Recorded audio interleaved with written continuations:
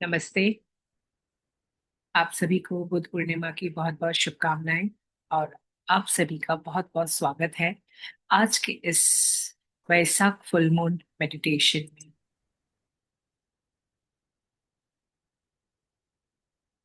काफी मित्र जुड़ चुके हैं और काफी अब जुड़ रहे हैं धीरे धीरे। मेरा आपसे निवेदन है, यदि आपके लिए पॉसिबल हो तो आप सभी अपना वीडियो ऑन कर दें तो ज्यादा बेहतर रहेगा।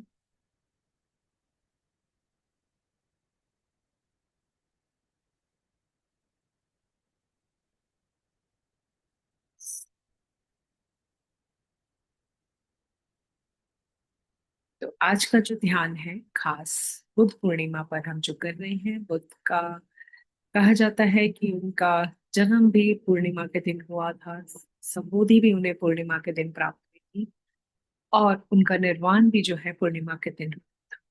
वैशाख की पूर्णिमा उनके संबोधि दिवस को के रूप में सेलिब्रेट की जाती है। और ऐसा माना जाता है, या यूं कहें कि हम इसे इस तरीके से ले सकते हैं कि बुद्ध के जीवन में यदि बुद्धत्व वो बुद्धत्व को उपलब्ध हुए तो हमारे भीतर भी वही बीज पड़ा है जो बुद्धत्व को प्राप्त हो सकता है। मात्र उस होश को जगाने की बात है, उस अवेयरनेस को, उस ध्यान की पूंजी को अपने जीवन में लाने की बात है। कब कहाँ कैसे कौन संबुद्ध हो जाएगा ये हम नहीं जानते। आप सभी के भीतर बुद्धत्व की संभावनाएं मौजूद हैं।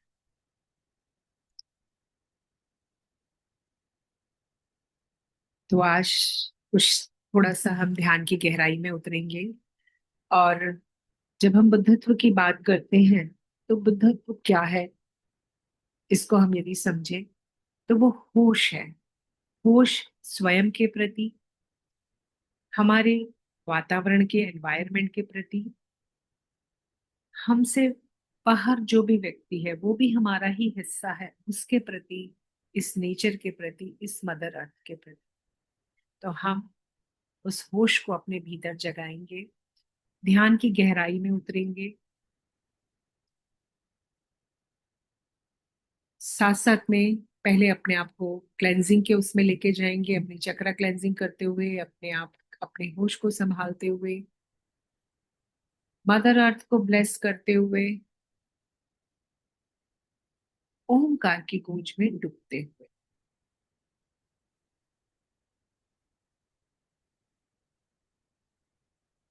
आराम से बैठ जाएं,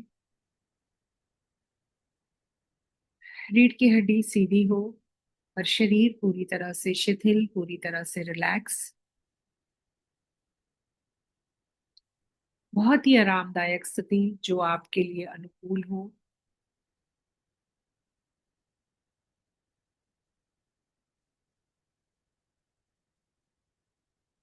धीरे से अपनी आंखें बंद कर लें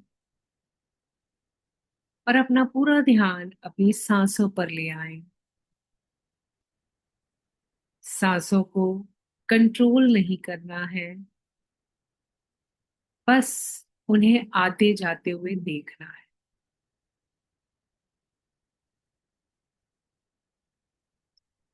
धीरे धीरे शरीर सेटल हो रहा है,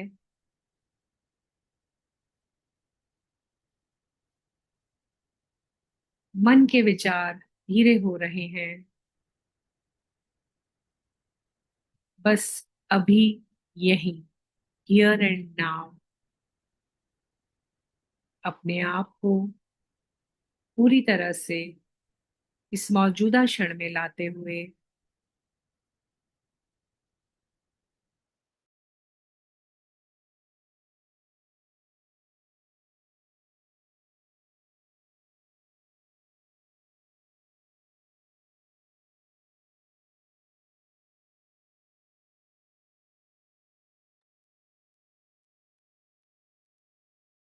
अपना ध्यान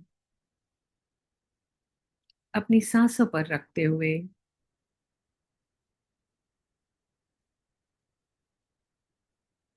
शरीर शिथिल हो रहा है, विचार शांत हो रहे हैं।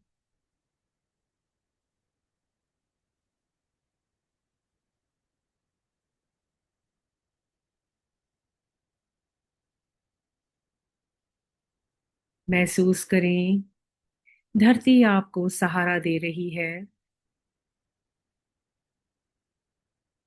आपके पैरों तले जमीन या जहां पर आप बैठे हैं, उसके नीचे जो जमीन, वो आपको एक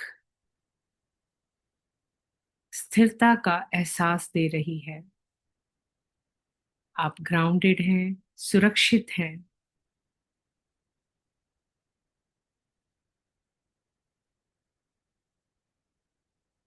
अब अपना ध्यान अपने शरीर के सभी हिस्सों पर धीरे धीरे लेकर जाएं। थोड़ा सा मूवमेंट दें, अपने कंधों को, हाथों को, गर्दन को। और यदि किसी हिस्से में कोई टेंशन है, कोई तनाव है, कोई खिंचाव है, उसे रिलीज होने दें। अगर कोई आवाज आती है, आने दें। अगर कोई आह निकलती है, निकलने दें। कुछ भी दबाना नहीं है। Let it be. ओशो कहते हैं, दबा हुआ बाहर आएगा, तभी शांति आएगी। मन ही मन दोहराएं, मैं सभी तनाव, खिंचाव, टेंशन जो भी है, उसे छोड़ रहा हूं या छोड़ रही हूं। धीरे धीरे मूवमेंट से स्टिलनेस में आए, ठहर जाएं। अब शरीर स्थिर है। शरीर का एक एक अंग एकदम शिथिल, आरामदायक अवस्था में।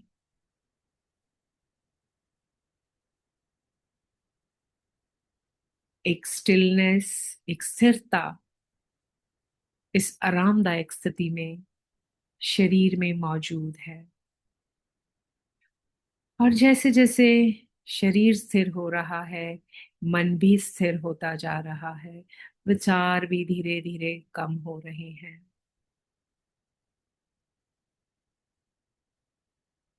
अब देखें, एक ब्राइट वाइट वायलेट लाइट ऊपर से उतर रही है और सहस्रार से आपके शरीर में प्रवेश कर रही है।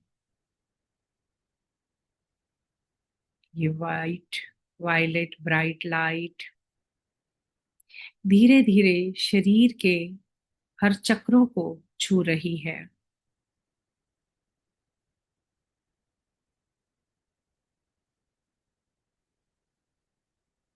अपना ध्यान मूलाधार पर ले जाते हुए देखें, ये वाइट लाइट मूलाधार में प्रवेश कर रही है। मूलाधार में प्रवेश करते हुए ये आपको सुरक्षा की भावना दे रही है। मन ही मन दोहराएं, मैं सुरक्षित हूं, मैं स्थिर हूं। धीरे धीरे ये लाइट ऊपर की ओर बढ़ते हुए अब आपके स्वादिष्ठान चक्र की ओर जा रही है। स्वादिष्ठान आपके रिलेशनशिप्स, इमोशंस, अटैचमेंट्स,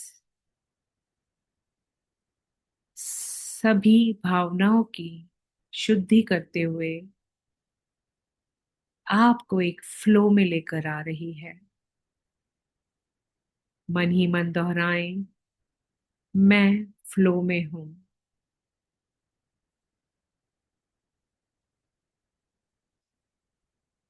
अब ये ब्राइट वाइट वायलेट लाइट आपके मणिपुर चक्र में प्रवेश कर रही है। मणिपुर चक्र पावर, कंट्रोल, ईगो, इन सभी में शक्ति का संतुलन करते हुए आपके भीतर इस पावर बैलेंस को लेकर आ रही है। मन ही मन दोहराए, मैं संतुलित हूं। अब ये लाइट आपके अनाहत चक्र यानी कि हृदय चक्र में प्रवेश कर रही है। हृदय चक्र जो सोर्स है अनकंडीशनल लव का, फॉरगिवनेस का,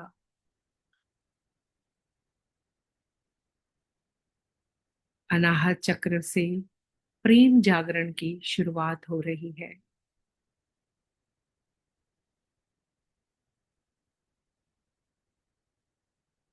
मन ही मन दोहराएं, मैं प्रेम हूं, मैं करुणा हूं। अब ये वाइट लाइट आपके विशुद्धि चक्र की ओर यानी कि थ्रोट चक्र की ओर जाती हुई आपके जो भी कम्युनिकेशन ब्लॉक्स हैं उन्हें डिसॉल्व करती हुई आपके सच के साथ आपको जोड़ती हुई आपकी अभिव्यक्ति को सुदृढ़ करती हुई मन ही मन दोहराएं, आई स्पीक ट्रुथ।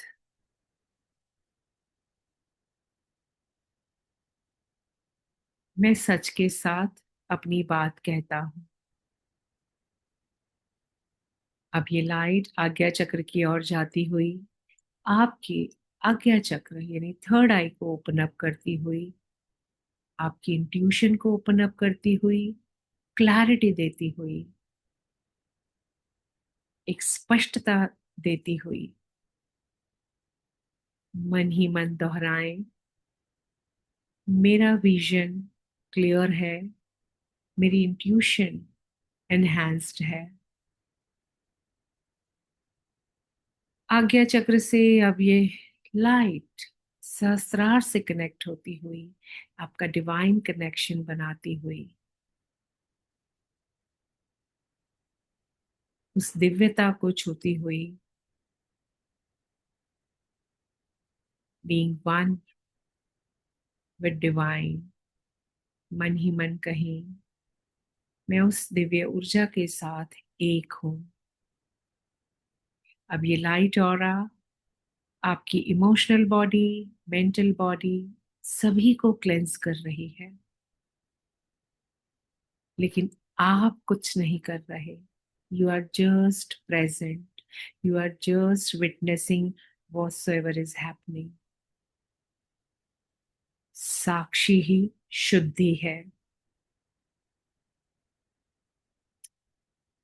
अब अपना ध्यान अपने हृदय पर ले आए।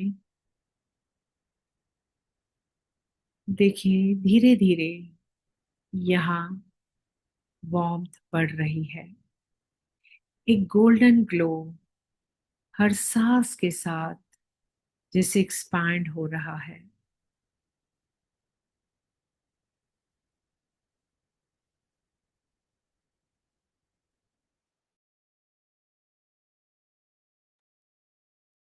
अब इमेजिन नहीं करना है, फील करना है इस लाइट को, इस गोल्डन ग्लो को, जैसे आपके हृदय के द्वार खुल रहे हैं, हृदय से प्रेम बह रहा है। ओशो कहते हैं प्रेम कोई करना नहीं है, कोई एक्ट नहीं है, प्रेम होना है।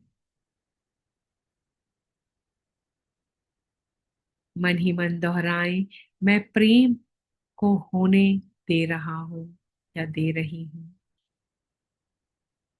इस प्रेम को महसूस करें अपने हृदय में, अपने बीइंग में।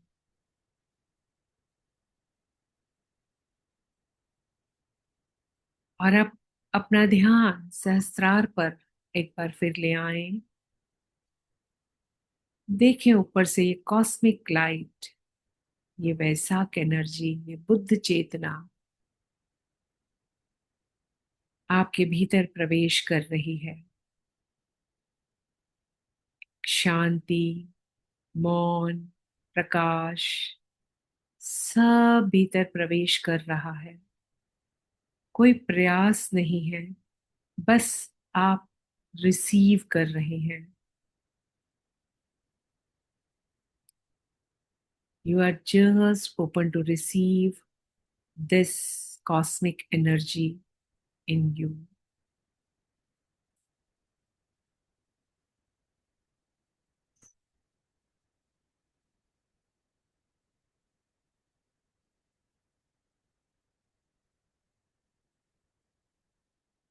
अब अपने सामने एक एनर्जी का प्रेजेंस फील करें, जिससे आपके सामने एक एनर्जी का प्रेजेंस है, आपकी ट्विन फ्लेम। ये कोई व्यक्ति नहीं है, बस एनर्जी है। आपके हृदय से एक ग्रीन लाइट फैल रही है, जो इस ऊर्जा को और आपको दोनों को कवर कर रही है। एक शेयर्ड एनर्जी फील्ड बन रहा है और आप महसूस कर रहे हैं नीचे की ओर आपका पृथ्वी से जुड़ाव और ऊपर से आपका इस यूनिवर्सल कॉन्शियसनेस से जुड़ाव। आप नीचे की ओर धरती माँ में एंकर्ड हैं और उस यूनिवर्सल कॉन्शियसनेस से कनेक्टेड हैं।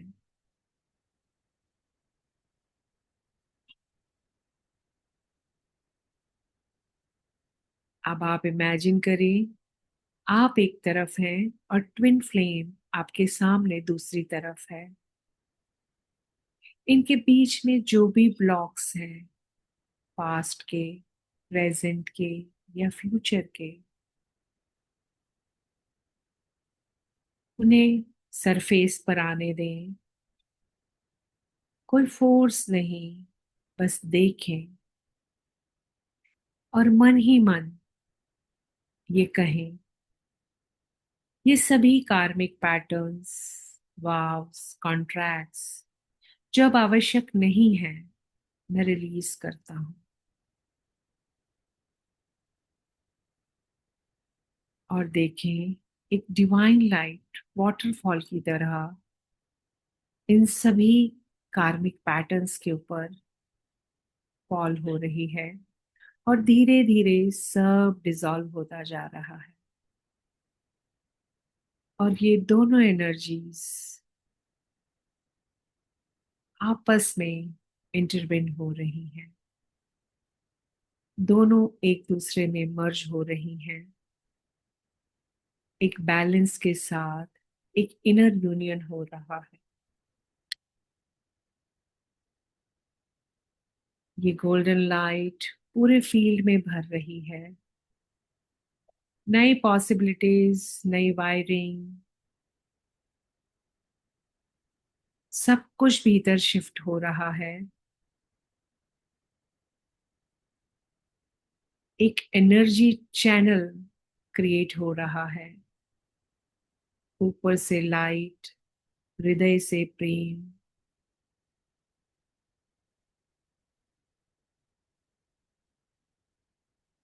और नीचे पृथ्वी से जुड़ाव।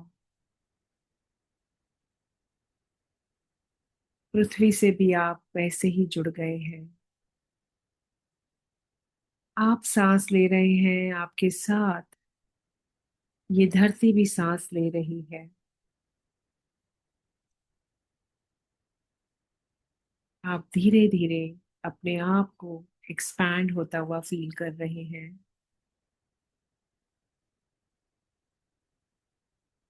धरती सांस ले रही है आपके साथ, प्रकृति सांस ले रही है आपके साथ। धीरे धीरे पृथ्वी के साथ पूरे प्लैनेट को महसूस करें।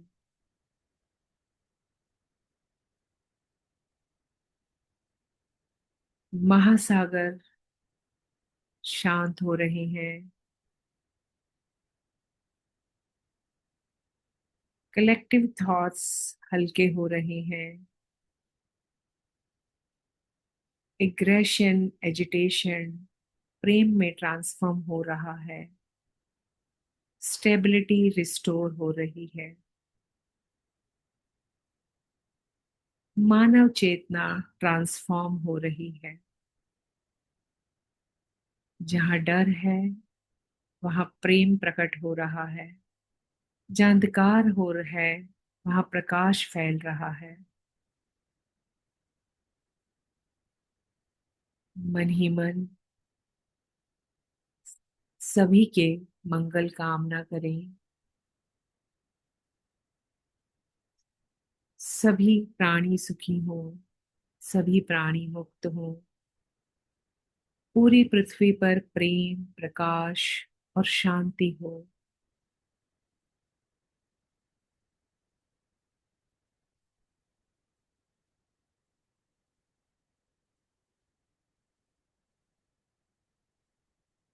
फील करें सब कुछ कनेक्टेड है। एक एनर्जी फील्ड बन रहा है जो एम्पलीफाई हो रहा है।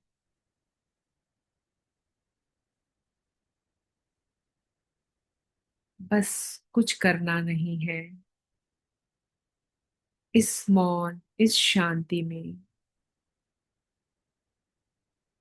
धन्यवाद के भाव को लाना है।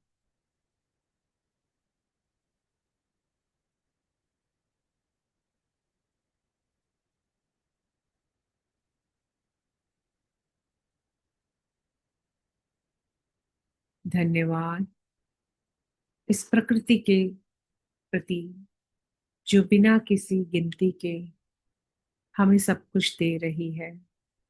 ये बहती हवाएं जिनसे हमारी सांस चल रही है।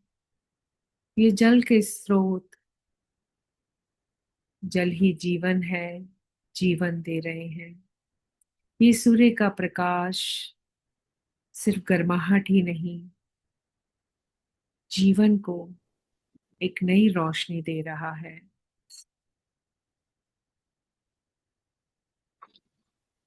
हर तरफ प्रेम ही प्रेम है। हर तरफ शांति है। आप प्रेम से भरे हैं। आपके चारों ओर प्रेम है। और इसी प्रेम में ही, इसी प्रेम से ही करुणा का जन्म होता है। और ये करुणा बीज है उस होश को जगाने का, उस बुद्धत्व को पाने का। और जब भीतर बुद्धत्व जागता है, भीतर ये प्रेम और करुणा जागती है, पूरा अस्तित्व आपके साथ जुड़ जाता है। आपको और अधिक होशमय बनाने के लिए। आंखें बंद रखते हुए कुछ क्षण ऐसे ही मौन में बैठे हुए ओशो की वाणी को सुनेंगे।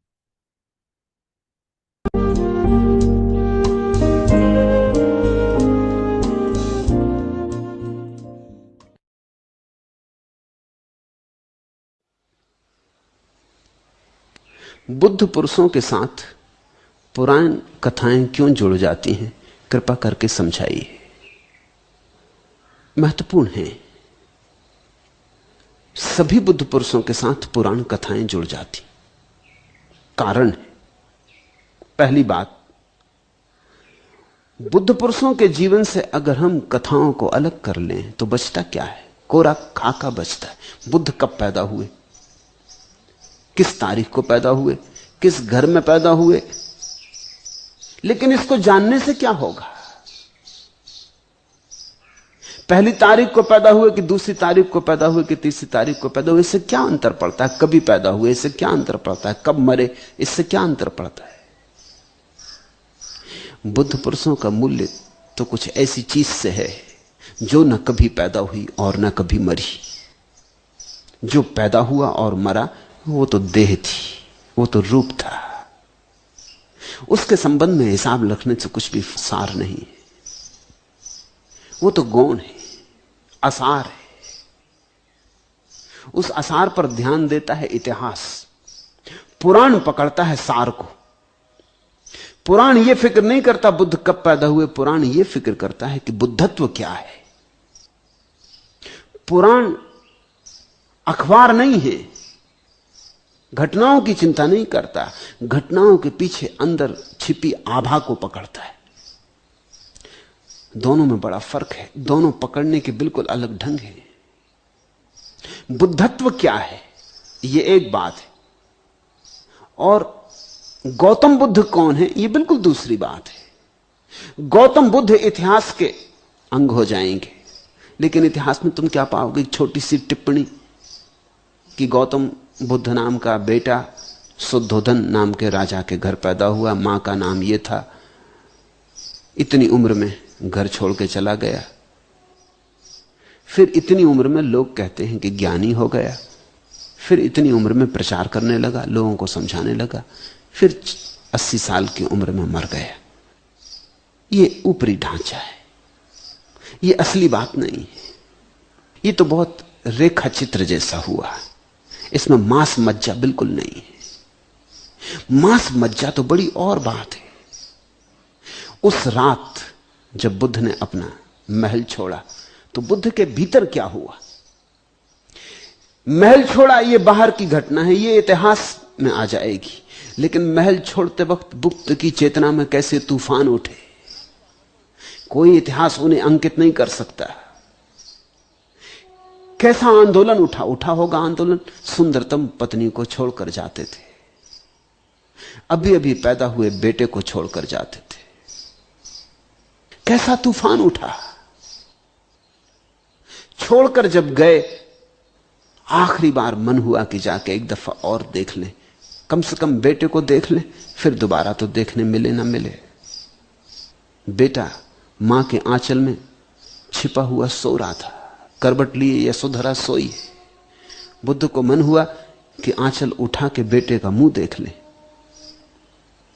फिर सोच के रुक गए कि अगर आंचल उठाया कहीं यशोधरा जग गई तो फिर मैं जा सकूंगा या ना जा सकूंगा।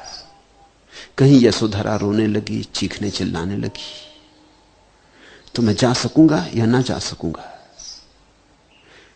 तो बिना आहट किए चुपचाप लौट गए द्वार से। अब यह बात घटी कि नहीं, यह बात महत्वपूर्ण नहीं है, मगर यह बात घटनी चाहिए। इस फर्क को समझना। इतिहास कहेगा कि हम तो इसे तब लिखेंगे जब यह घटी हो।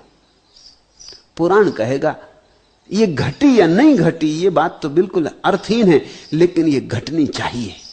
फर्क समझ रहे हो? घटनी चाहिए।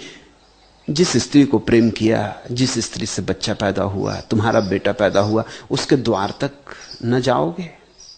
बुद्ध गए कि नहीं यह बात जरा भी महत्वपूर्ण नहीं, मगर जाना चाहिए। मनुष्य का स्वभाव है कि जाएगा। यह मनुष्य के स्वभाव का लक्षण है कि जाएगा। बेटे को तो देख लें। फिर दुविधा खड़ी हुई होगी, हुई या नहीं ख्याल रखना महत्वपूर्ण नहीं है। हो सकता है बुद्ध चुपचाप भाग गए हों, गए ही ना हो वहां, नहीं, लेकिन मुझे भी लगता है पुराण महत्वपूर्ण है। बुद्ध को ले गया पुराण वहां। ये सभी मनुष्य के भीतर घटेगा। तुम थोड़ा सोचो, एक रात, आधी रात तुम घर छोड़कर जाने लगे, अपनी पत्नी को एक बार न देख लेना चाहोगे? जिसे इतना चाहा, जैसे फैला दी गांव में कि सारी राजधानी गहर निद्रा में हो गई। जो द्वार था गांव का, उसके खुलने की आवाज कोसों तक सुनाई पड़ती थी। पुराने राजकोटों के द्वार, जब द्वार खोला गया तो सारा गांव जैसे क्लोरोफॉर्म दे दिया गया। अब ऐसा हुआ हो यह सवाल नहीं, यह पूछने ही मत कि ऐसा हुआ कि नहीं हुआ, यह पूछा कि तुमने गलत प्रश्न पूछा, मगर ऐसा होना चाहिए।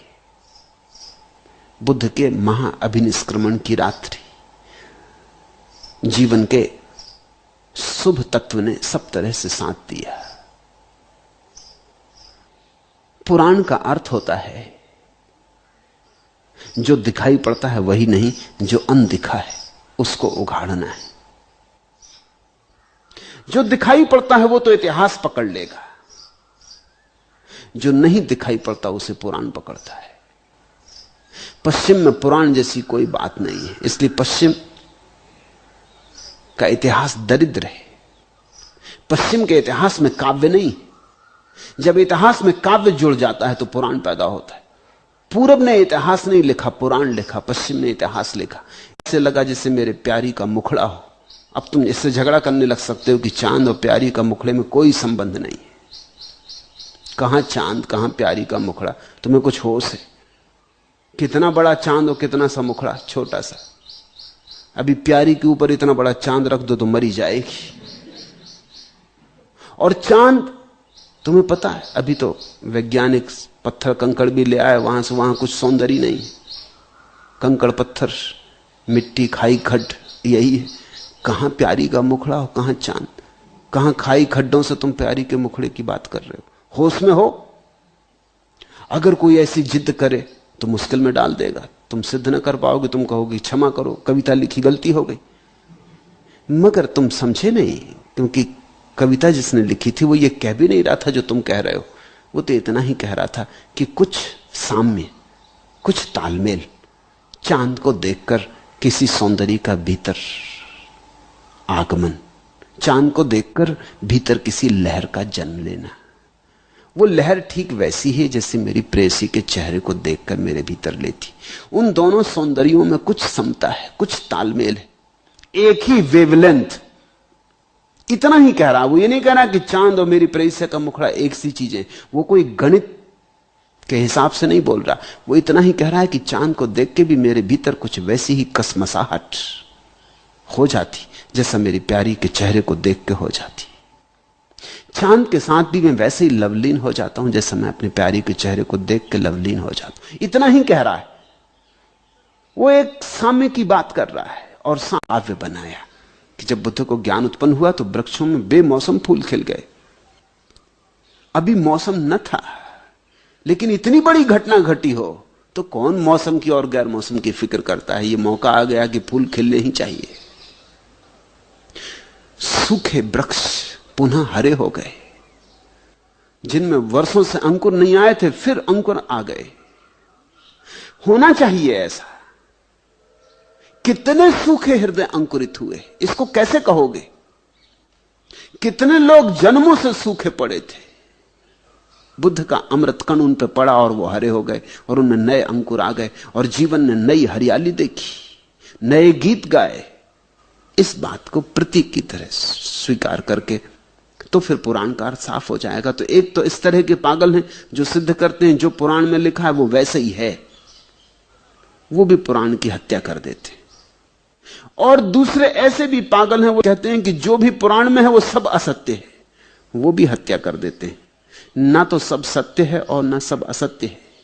पुराण में बड़ा काव्यात्मक सत्य है। काव्यात्मक सत्य का अर्थ होता है सत्य बड़े प्यारे और मीठे ढंग से कहा गया है। जब हम किसी बात को प्यारे और मीठे ढंग से कहते हैं तो असत्य का उपयोग किया जाता है। सत्य को इस ढंग से उपयोग किया गया है और असत्य को इस ढंग से उपयोग किया गया है कि दोनों में विरोध नहीं रहा। पुराण का अर्थ है सत्य को कहने में असत्य का भी उपयोग कर लिया है। यह बड़ी अद्भुत बात है। होना ऐसा ही चाहिए कि असत्य भी सत्य की सीढ़ी बन जाए। असत्य का भी उपयोग कर लिया, उसको भी व्यर्थ नहीं जाने दिया। काव्य का भी उपयोग कर लिया, कथा का भी उपयोग कर लिया, उसको व्यर्थ नहीं जाने दिया। कुछ छोड़ा नहीं।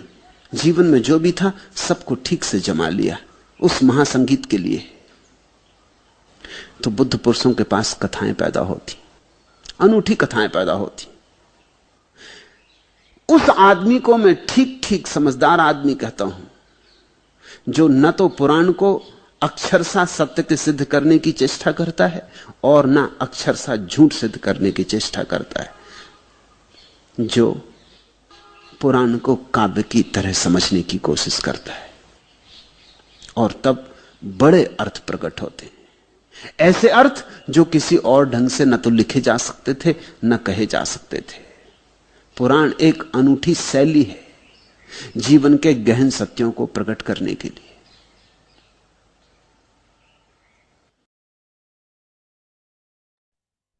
अब हम अब हम कुछ क्षण के लिए ओम का उच्चारण करेंगे।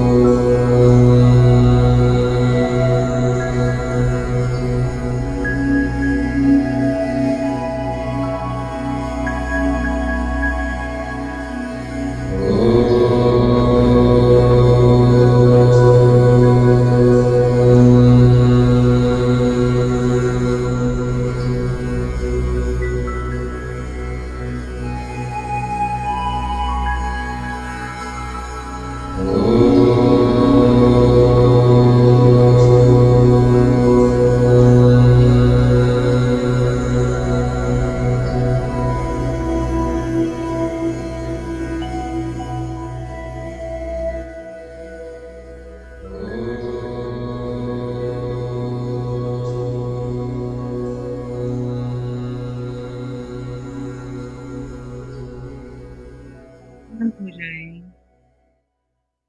कुछ पल यूं ही मौन में बैठे रहें। ओमकार का गुंजार भीतर चल रहा है, रोम रोम में ओम स्पंदित हो रहा है, उसे महसूस करें।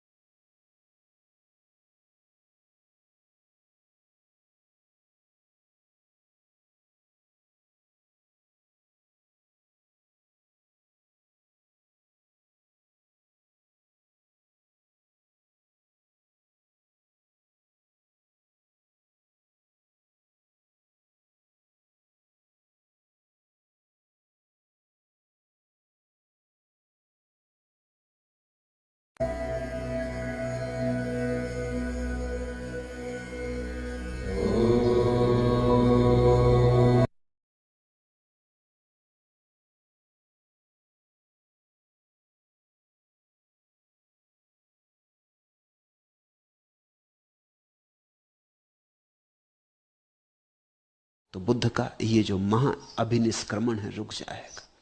देवताओं को लगा, देवता प्रतीक है शुभ का, जैसे शैतान प्रतीक है अशुभ का। कोई देवता कहीं है ऐसा नहीं है, लेकिन देवता प्रतीक है शुभ का। इस अस्तित्व को भी शुभ को बचाने की आकांक्षा होती है, होनी चाहिए, ऐसा पुराण कहता है। तो देवताओं को लगा कि घोड़ों की टाप से तो बुद्ध का जाना ना रुक जाए। बुद्ध का जाना रुका तो अनंत अनंत काल में कभी कोई बुद्ध होता है वो महाघटना रुक जाएगी। अगर बुद्ध बुद्ध ना हुए तो करोड़ों लोग जो उनके पीछे चल के बुद्धत्व की यात्रा करते वो वंचित रह जाएंगे। तो अस्तित्व में जो शुभ का तत्व है उसने तत्क्षण इंतजाम किया। उसने बड़े बड़े कमल के फूल बिछा दिए, घोड़ों के पैर कमल के फूलों पर पड़ने लगे, उनकी चोट गांव में किसी को सुनाई ना पड़ी। अब ये हुआ ऐसा तो नहीं कहा जा सकता, मगर ऐसा होना चाहिए, ये हमारी आकांक्षा है। पुराण मनुष्य की उदात्त आकांक्षा है। पुराण ये कह रहा है ये अस्तित्व हमारे प्रति उपेक्षापूर्ण नहीं हो सकता। जब तुम शुभ करोगे तो अनंत शक्तियां तुम्हारा साथ देंगी। इस बात को प्रतीक में रख दिया। जब तुम बुरा करोगे तब तुम अकेले, जब तुम भला करोगे तो सारा अस्तित्व तुम्हारा साथ देगा। होना भी ऐसा ही चाहिए, होना भी ऐसा ही चाहिए। नहीं तो फिर अस्तित्व का अर्थ हुआ कि वो तटस्थ है, उसे हमारे जीवन से कुछ लेना देना नहीं है। हम चोरी करें, हत्या करें, या हम पुण्य करें, दान करें, हम प्रेम करें कि घृणा करें, हम धन जुटाएं कि ध्यान में उतरें, अस्तित्व को कोई प्रयोजन नहीं। ये दुनिया बड़ी फीकी हो जाएगी। इसका अर्थ हुआ कुछ लेना देना नहीं अस्तित्व को। हम कुछ भी करते रहें, फिर हमारे करने का मूल्य क्या है? फिर हमने धन इकट्ठा किया कि ध्यान इकट्ठा किया? अगर दोनों में अस्तित्व कोई भेद ही नहीं करता तो फिर यहां साधु असाधु बराबर। पुराण कहता नहीं, अस्तित्व फिक्र करता। जब तुम बुरा करते हो तब तुम अकेले, तब तुम्हें अस्तित्व साथ नहीं देता। बुरे के तुम अकेले जिम्मेवार हो, तो बुरा करते वक्त ख्याल रखना। और जब तुम शुभ करते हो तो सारा अस्तित्व साथ देता है। अस्तित्व चाहता है कि शुभ हो। इस महत्वाकांक्षा को, इस अभीप्सा को प्रकट किया कथा में। कथा में तो प्रतीक होते हैं।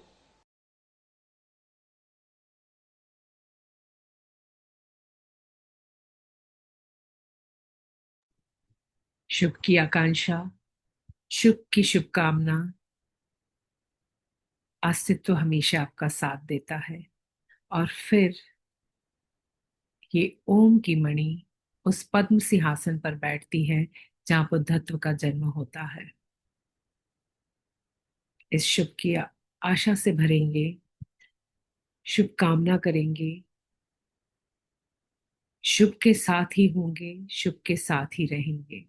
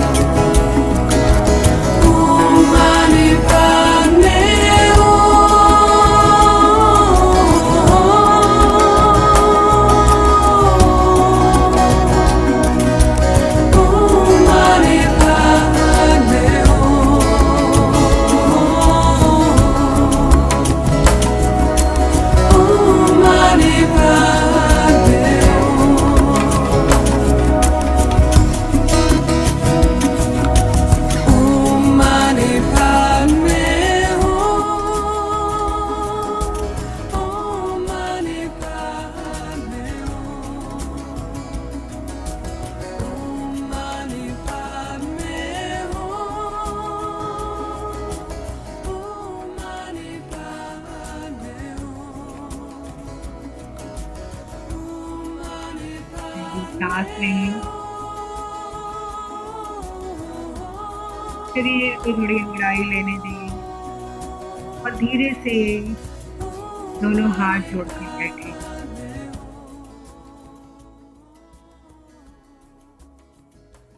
अपने प्रियजनों, परिवार, मित्रों, शत्रुओं, समर्थकों, विरोधियों, प्रकृति, पेड़, पौधे, नदी, झरने, जंगल, पर्वत तथा समस्त जीव जंतु, पशु पक्षी, कीट पतंगे और पूरे ब्रह्मांड, पृथ्वी, चांद, सितारे, ग्रह, उपग्रह,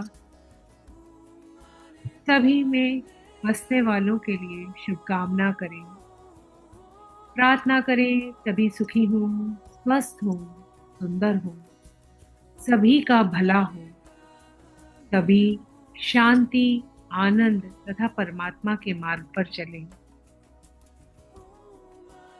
ओम सर्व मंगल कहकर धीरे से अपनी आंखें खोलें और जीवन के महोत्सव में शामिल होकर प्रभु की अनंत लीला में अपनी भूमिका सुंदरतम ढंग से निभाएं। हरिओम तत्सत।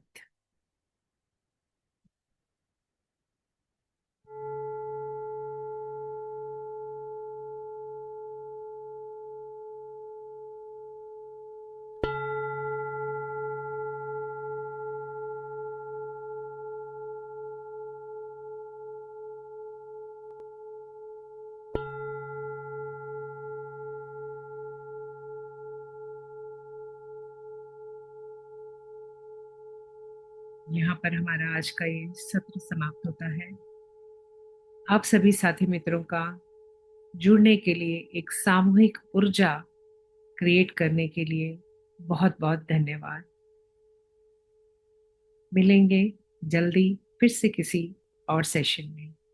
हमारे रेगुलर ऑनलाइन मेडिटेशन सेशन सुबह होते हैं 6:30 में। आप यदि अधिक जानकारी चाहते हैं तो आप मुझे मैसेज कर सकते हैं। उसके बारे में हम आपको जानकारी दे देंगे ताकि आप रोज जुड़ना चाहें तो रोज भी जुड़ सकते हैं। बहुत बहुत धन्यवाद।